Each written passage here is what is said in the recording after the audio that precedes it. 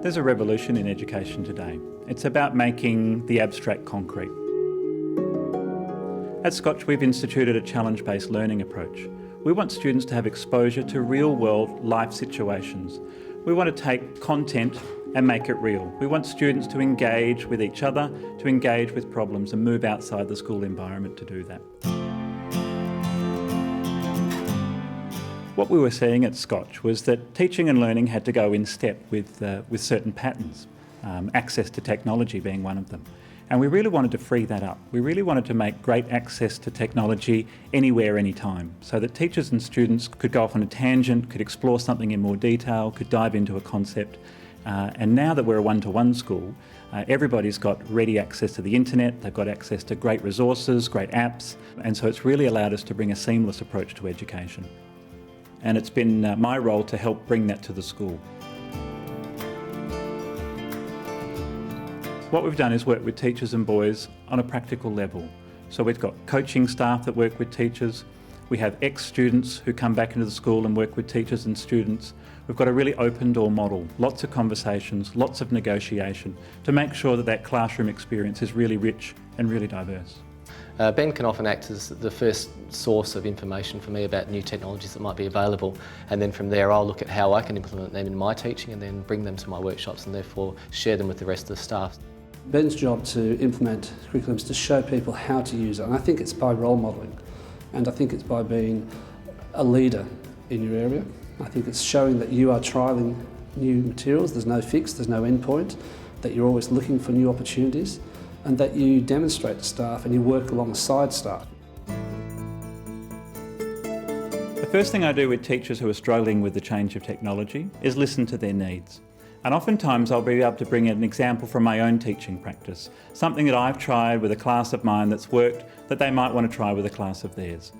The other important thing I do is I watch what they're doing in class. I think it's really important to spend time in classrooms, to watch that interaction between teachers and students, and to be able to provide some feedback on the process along the way. One of the great opportunities I've had is to work alongside the headmaster as a student in a classroom.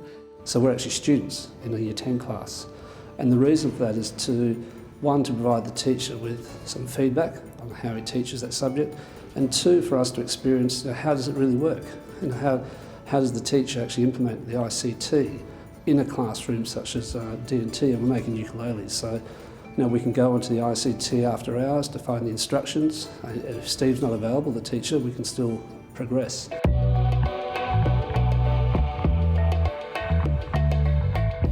What we've been really clear at Scotch is to make sure that we integrate any technology in a strong pedagogical framework.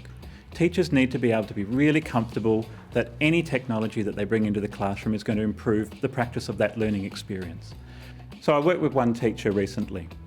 Really great teacher, really excited about the content in his classroom, really strong pedagogical background, really afraid of new technology. Doing a lot of heavy lifting all by himself, really spending a lot of his personal time, a lot of his own time, putting really great learning experiences in front of the students in front of him. I could see an opportunity to use technology to really take some of that work away from the teacher, to allow him to have really important and engaging conversations with his students because the content was perhaps delivered in a different way. We looked at what could be done on the iPad.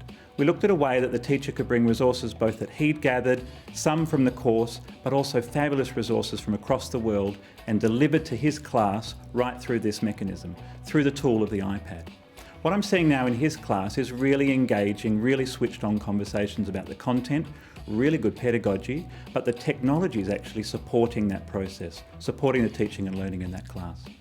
Teachers are particularly positive when they can see an authentic link in using the technology such as iPads and particular apps that might enhance their program, as long as there is an authenticity to it.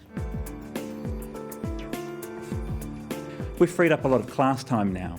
A lot of that lecture, a lot of the drill and skill doesn't need to be done in the class time because students have got access to information and resources in their own time. That means that in the class, teaching is all about a conversation, about bringing ideas to life, about diving deep into a concept and making learning really sticky. Finding practical ways that teachers can engage with real-world concepts really enhances the teaching and learning experience. I've seen students in Year 10 design a computer game for students in the school. The students take an abstract concept, designing the game, and we've made it real world. In this scenario, they have to make an educational game for boys that they work with alongside every day. Much younger boys who have different expectations, different understandings. There needs to be a conversation between the student who's making the game and the client in Year 2. And this has been a fantastic experience for both groups. The younger boy has got a colleague in the school who's keeping an eye out for him, designing a game specifically for him.